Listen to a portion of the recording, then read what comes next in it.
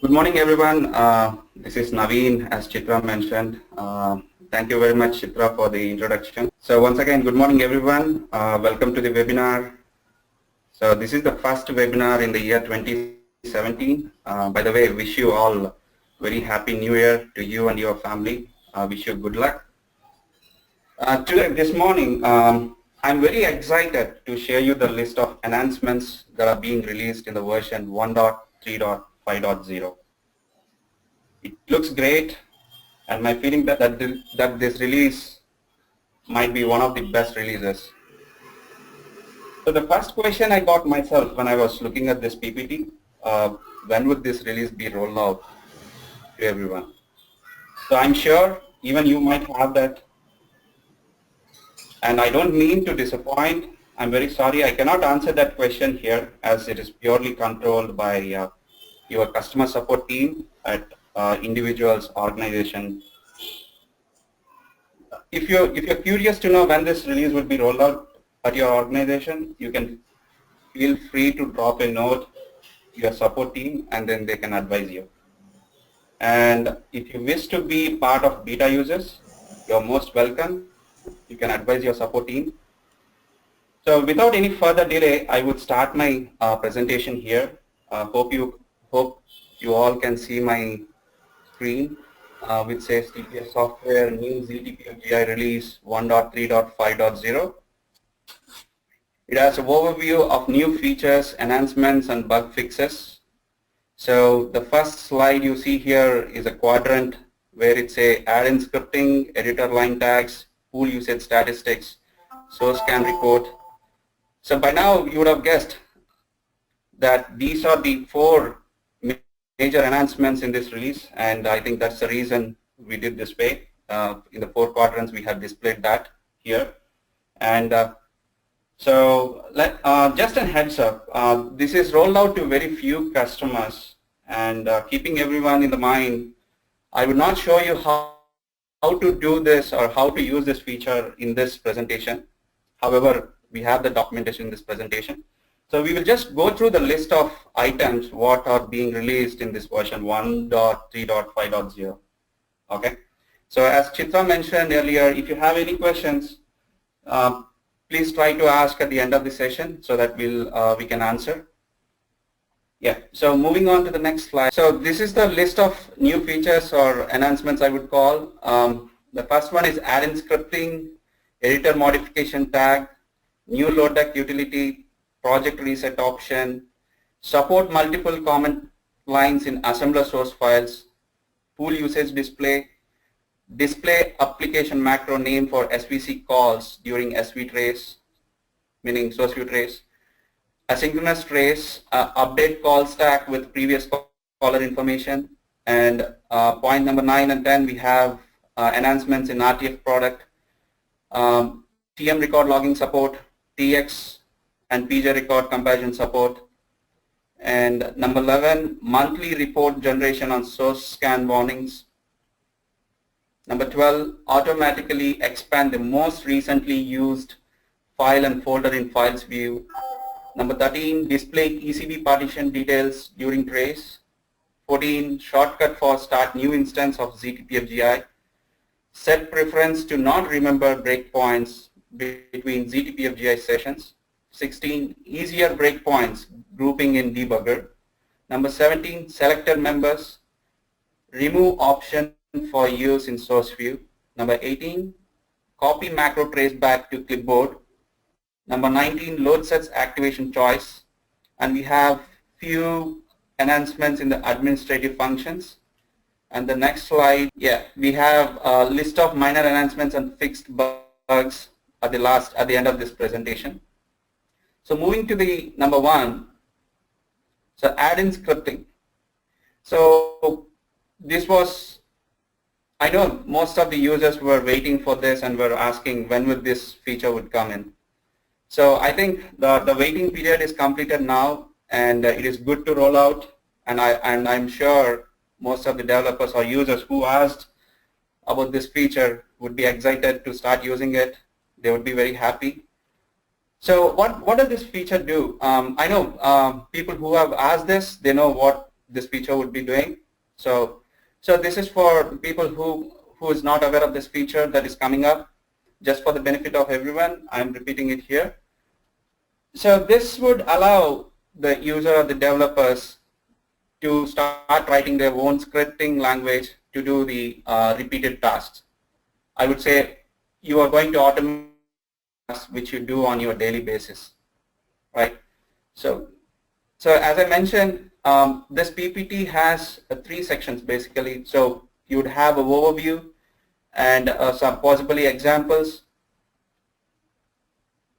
and how to, where would you see this option in the zTPFGI once you roll it out. That is called as accessibility path, and what are the benefits the user or the developer would experience with these features. Okay, but keeping in mind that every customer or every user here, so we would not go through how to use this feature. In this call we would just go through the list of, so this is how to do this or how to use this feature.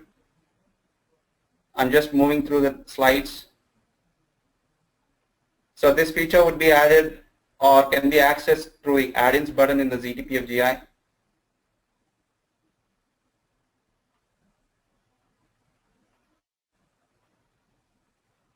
So when necessary, I would stop by and I would explain you the example. Okay. So if you see here, this is useful for task automation and custom tools creation. Okay. From add-ins tab, the add-ins manager pop-up will open. So this is basically the developer can control his own scripts. You can add more, you can delete the one which you don't need it. Moving to the next slide.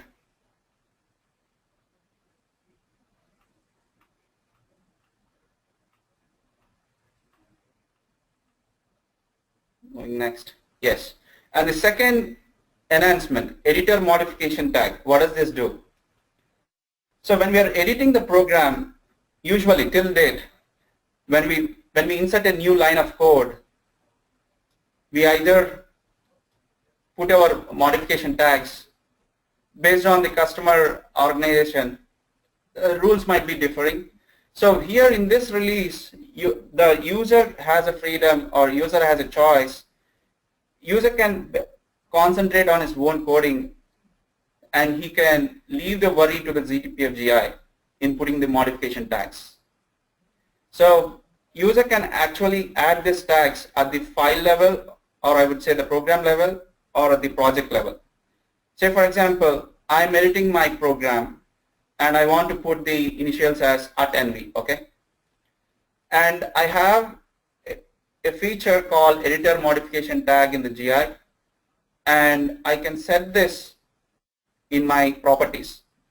I can do this at the file level or the project level. So whatever program I'm editing in that project, so by default it would keep appending my modification tags at the end, which is a great feature. So in this case, there's no chance of missing your modification tags. There are some cases which I have seen in my past, even I have experienced in my own case. I have coded my program, but I forgot my modification tags. So with this feature, there's no chance of missing that, which is cool. So again, accessibility path, key benefits, how to use this feature. So you can insert a new line tag. So it just explains how to do this. Do a right click, tag. You have 3 options basically: insert tag, remove tag, comment out and tag. So as I was saying, it can be controlled at the project level or the file level. So you can have own settings for each file if you wish to. That's possible. If you set at the project level, irrespective of the program type, whatever program you are doing, coding, it would add the modification.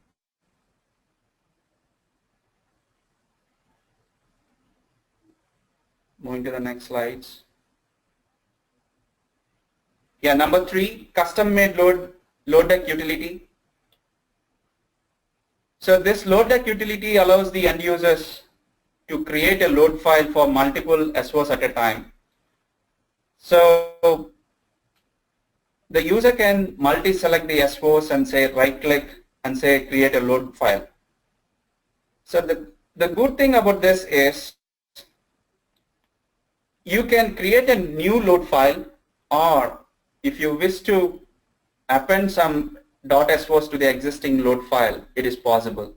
If you look at the screen, so the first field says load deck name, the second one says new load deck name, new load set name. Let me move further.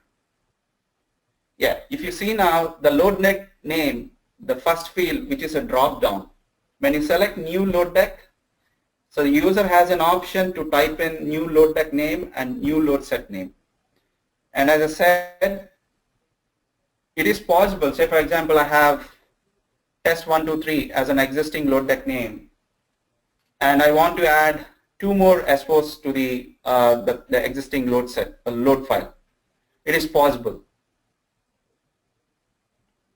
And the ones you see in the blue box, the load set name should be 5 to 8 characters in length. If no values are entered in the load deck and load set fields during the new load deck file creation, then appropriate error messages will be displayed.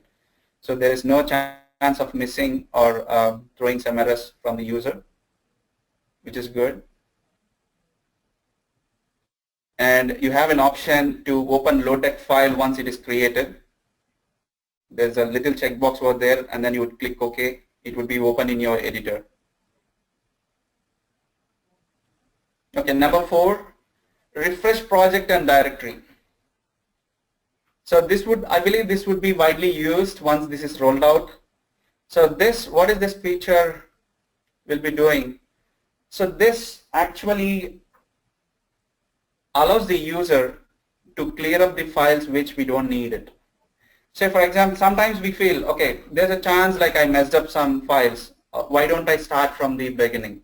Meaning I'm talking about listing files, object files, .SOs, and maybe make TPF config files. So in that scenario, this feature will be widely used. So all we have to do is right click on the project and say refresh project and the directory. It would take care of deleting the listing files, .o files, .so files, and also it will flush out the make TPF configs, and then it would put the fresh files again. So right now till date, what we are doing is we go to the individual folders, and then say for example listing folder, we go there and then we delete all those listing files, and then we go to the object folder, we clear all the .o files, and then we go to the load folders, we clear all the SOs. So think about this, like you are saving like 3 to 4 steps, and you are doing it in 1 step now, which is excellent. You save a lot of time over there. How to refresh a project directory, this is how we do. And again, this looks like a customer specific. You can talk to your customer support team just in case if you don't see at your customer location. You can very well let your customer support team know about this. Maybe we would be happy to roll it out to you as well.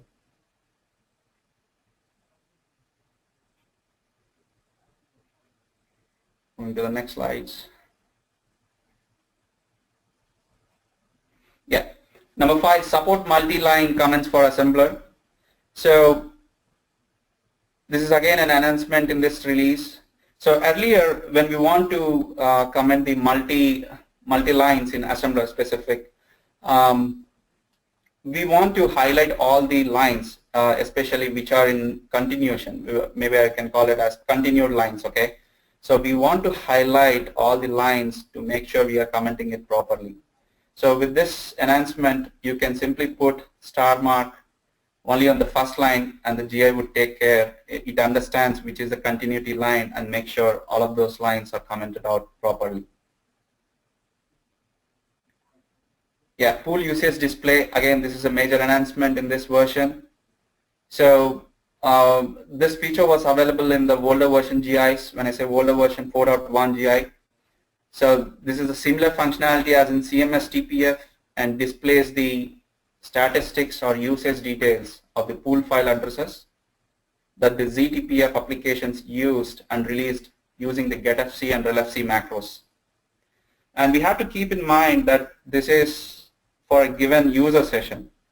So it doesn't, on the same test lab, there would be many users working on or testing on.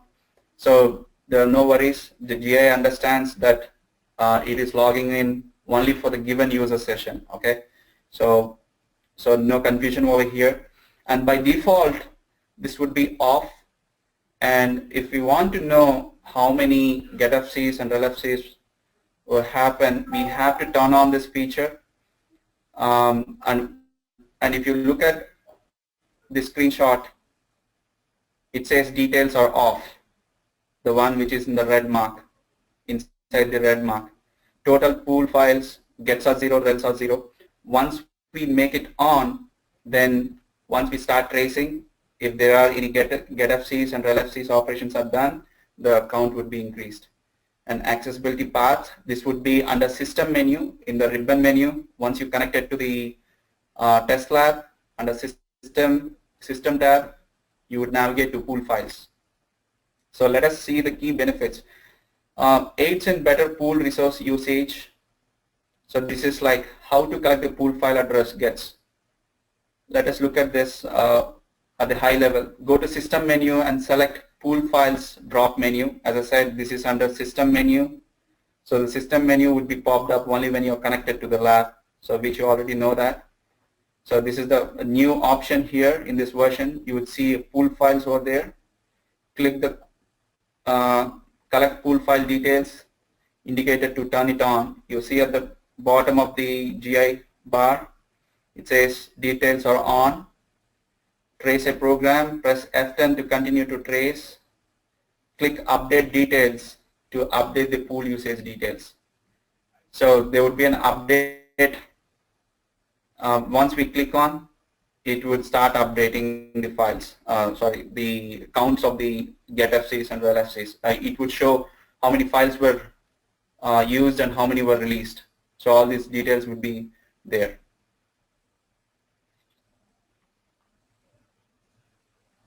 And point number 8, click the collect pool file details button again to turn it off and stop the data collection. So to stop it, so we would again click on collect pool file details. So it's basically toggle on and off switch.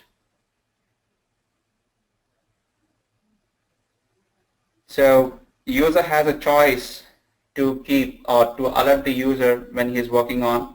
So you can set it up the threshold, whether you want to be alerted once the 10 files were used or 20 files or 100 files. So the user would be notified at the bar, at the notification bar, if you see just below the ribbon menu, which is highlighted with the red mark in the screenshot. And if you look at the blue note, it says the maximum limit is 1,000 pool file addresses. Address gets are allowed. So you can have the threshold, the maximum value as 1,000. So moving to the number 7, display application macro name for SVC calls during source view trace. So let me read out the overview for you. This source view trace enhancement updates the appropriate macro name for SVC call macros such as detag getC. So accessibility path, this is available in graphical ECB view. Benefits, enhances users debugging experience. Let me move to the next slide. So once we are in the source view trace, and then when we bring the ECB view, so when there is an SVC source, SVC calls, now we would display it as getFCs, going back, getCCs or detag, depending on the code.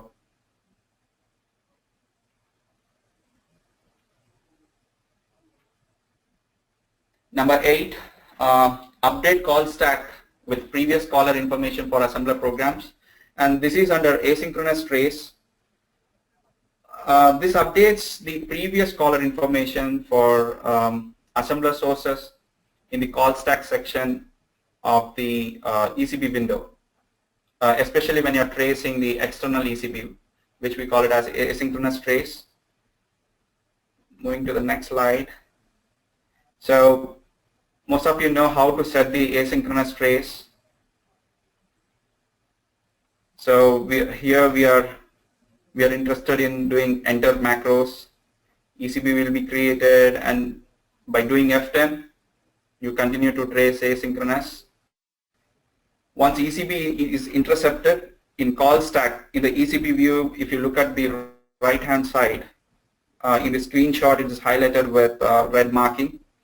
Inside that, you would notice the previous caller information gets populating along with the trapped program. Point number 9, this is respective to RTF product. I don't know if there is anyone who is working on RTF in this call, but there are 2 enhancements in this release, especially for RTF product.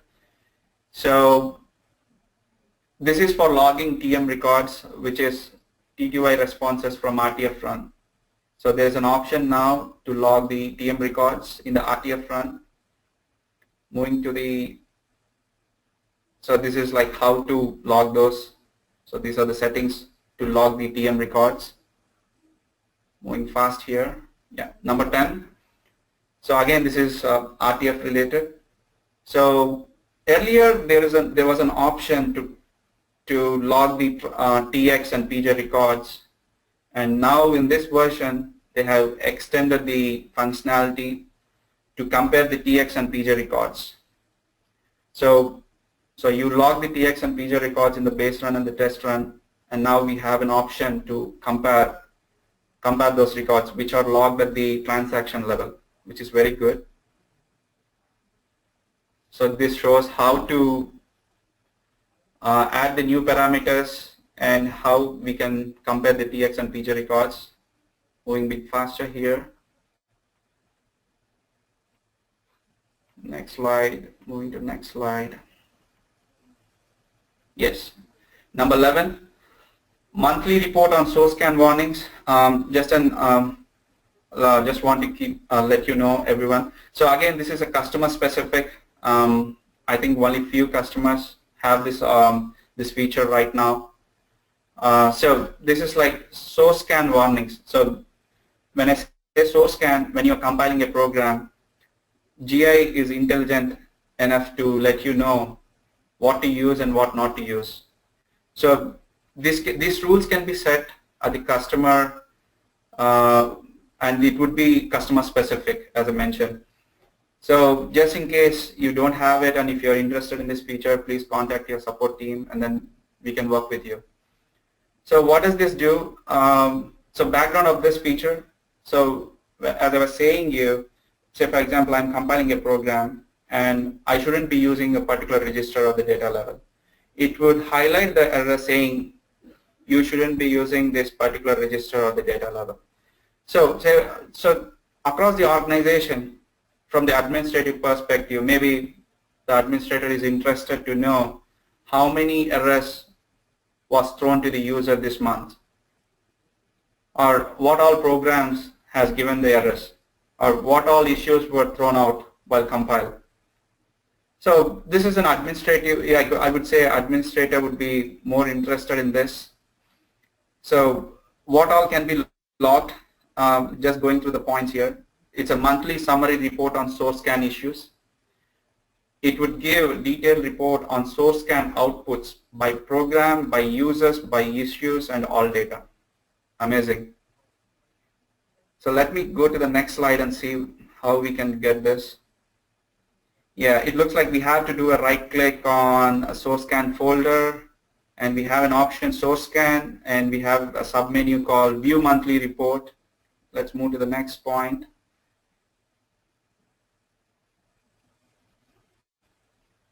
And in source scan, you do have a view detailed report. Wow, look at the screenshot. It says display only programs, display only users, display only issues, display all data. It looks great. And so the administrator or the user has this option to look at the detailed source scan report by end of the month, which is excellent. So based on that, we can even enhance the rules of the source scan, which is good.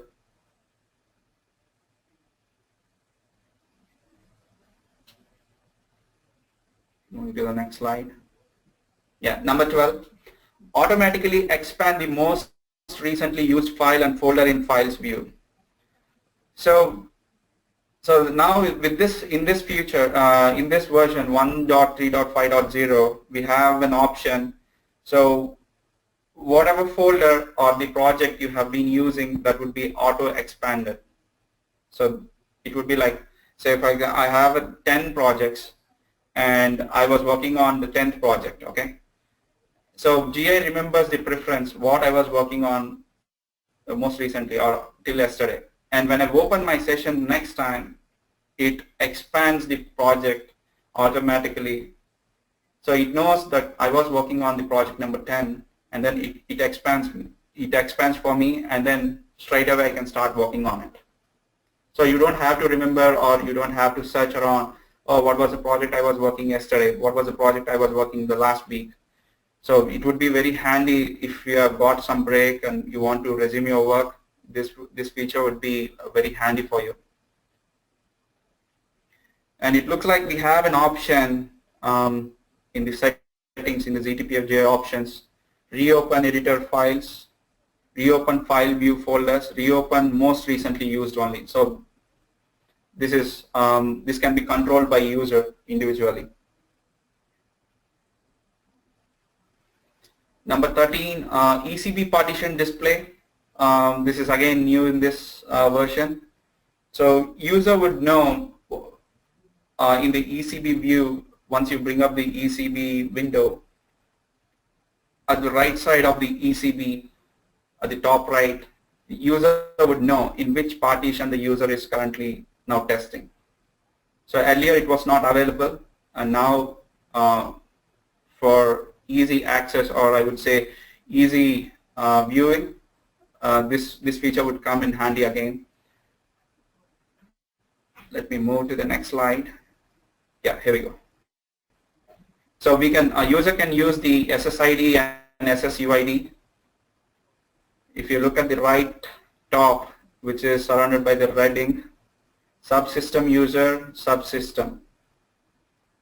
So you can very well know in which partition, in which sub-partition you are working on.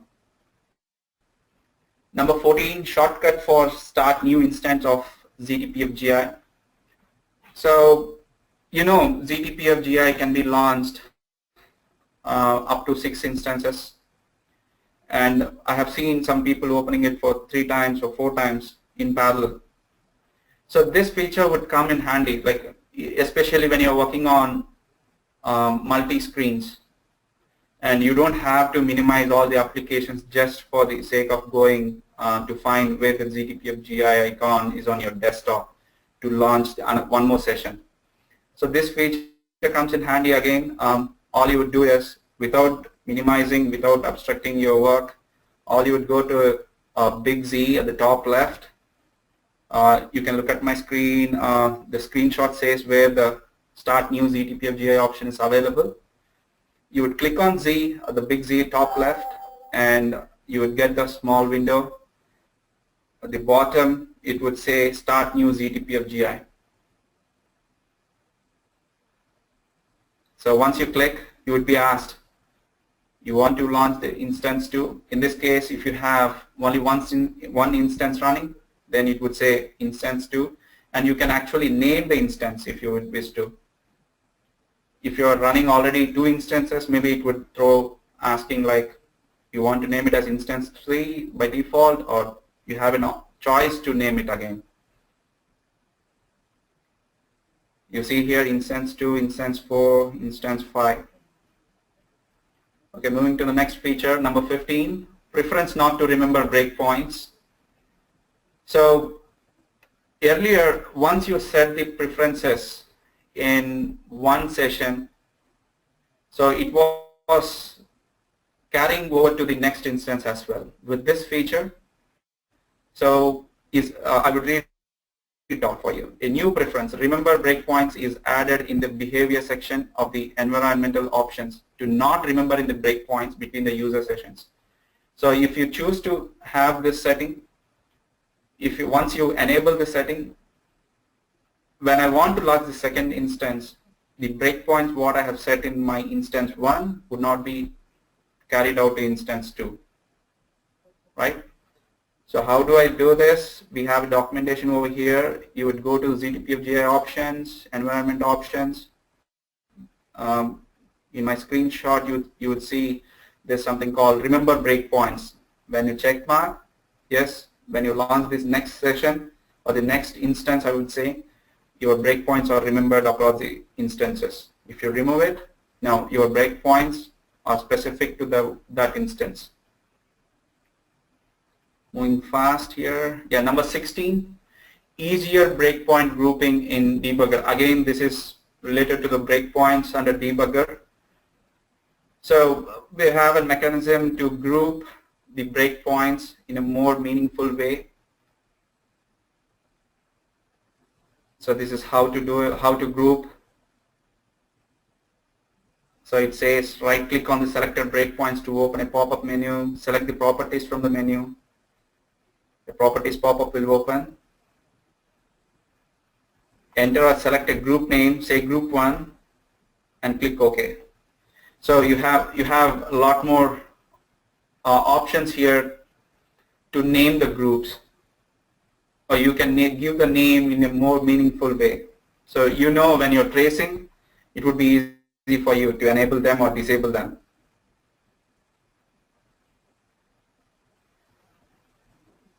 So how to add one or more breakpoints to an existing group. It's again a good feature for people who use the breakpoints for a lot of your tracing purpose. Yeah, point number 17, remove logged members from source view trace. There are enhancements on the source view. So you can actually remove or enable them. So if you look at this in the load sets tab, once you are connected to the system, at the bottom left, you'll have tabs like host files, PC files, load sets, and projects. And the load sets tab would be enabled only when you are connected to the system. Okay. So once you're connected to the system, if you have your load sets loaded, or you would have used option add SO to view, for the matter of fact. So once you do a right click on it, on the SO what you have added, you would see an option remove from source view trace if it is logged for the source view trace. And if you look at the the screenshot which is on my right hand side in my screen, that would be disabled if you don't have any members logged in the source view trace, which makes sense.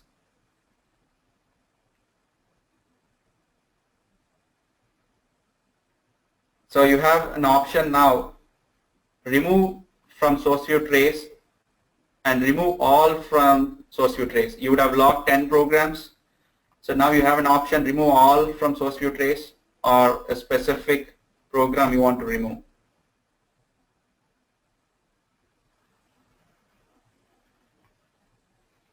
Okay, feature number 18, copy macro traceback data to clipboard. It was not available earlier, and with this version, you have an option to copy the macro traceback in the ECB window. So there's a tab called macro traceback. Now you have an option to copy all of them, and then you can put it into your notepad or email and then send it across to your peers without any hassle. So there's a shortcut. You can use control, let me go back, yeah, control C, or you can use the right click option and right click and say copy.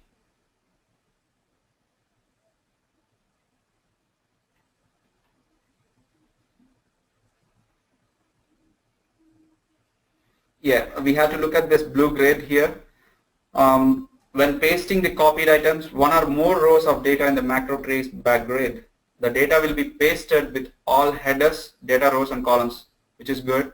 Sometimes if we don't paste the header or the header column, it doesn't make any sense for the people whom you are sending this data. So which is good. So it copies with the headers, which is really good. Feature number 19, load set activation choice. The load set activation is made much easier with two new options. What are those two? Let us see. Activate for load, selective, activate for load, system-wide, to provide choice for the users to activate the deactivated load set either selectively or system-wide depending on their access permissions defined in the configuration file. The activate for load is enabled in load sets view for some users who have a higher permission level to activate the load set system-wide. What does it mean? Let us move to the next slide. Let us go through this simple steps here. Load a load set selectively. The two load options, activate selectively or activate system-wide, are disabled because it's already activated. So that is the reason you see only the deactivate from load option here. Let's move further. So once I deactivate the load set, okay, and if you look at the point number 4, if user have access permissions to do system-wide and selective loading, then both the loading options would be enabled. Wow. So the GI is looking the permissions, whether you have a permission to do selective load or the system-wide load. Okay. If the user has both, yes, both options are enabled. Yeah, the user has a choice to load it selectively or system-wide. Maybe if the user doesn't have the permission to load as system-wide, maybe in that case, that second option, which says system in the bracket, that would be grayed out.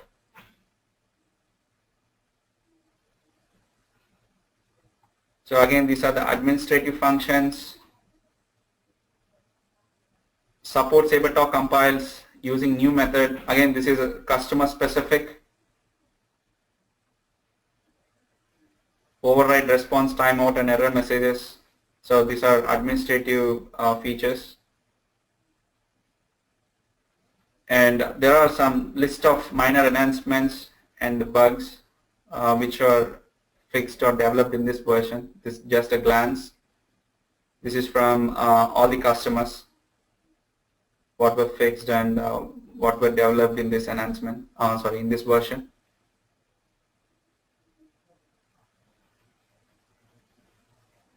Hope you have enjoyed this session.